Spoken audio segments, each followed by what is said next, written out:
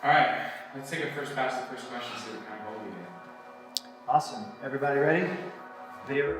PK, you feel good? Yeah, feel great. Awesome. So, PK, tell me about what you love about Heart for the House.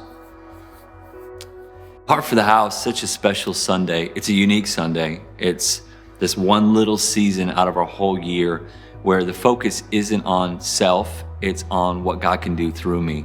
You know, I think people come into church for multiple reasons. I think to be encouraged, to find community, to get their hopes up. But this is a Sunday where we are focusing on what can God do through me. It's really a selfless Sunday. You know, this is a year that's tested all of our faith. What do we really hold true? What do we really believe in? What do we really value? 2020, what a year. Every preacher in the nation, maybe on the planet, was preaching 2020 vision, God's perfect view for your life. And what it really has become is a perspective change, a refocus. What matters the most?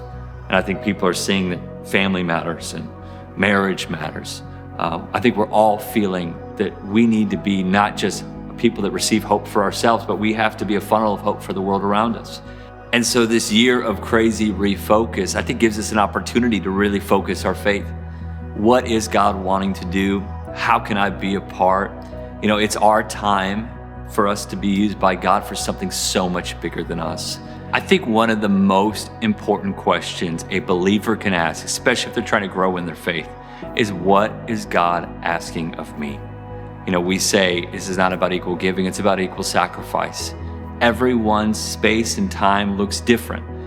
Where everyone is at is a different place, but God is always calling the believer to keep following and to take a next step. So that next step looks different for all of us. The key is for us to have an intimacy with God so that we know what He's requiring of us, what is He asking of us. And He's always asking us to get to the place where we can forget about ourselves and keep our focus on Him and other people. So whatever that looks like for the believer, for whoever's watching this, that's where God wants you. God doesn't need you to leverage your whole life for one moment of sacrifice or generosity, but He always is looking for us to get out of that place of comfort and into the place of calling. God calls all of us to live in generosity and in sacrifice because that's where we find a significant life with Him. And so my heart is that people would get their eyes open to the opportunity that generosity creates, not just for themselves, but for someone they might never meet and never encounter. That person's going to walk in a better life because you chose to lay down a little bit of your life and leverage that which you have for someone who does not have.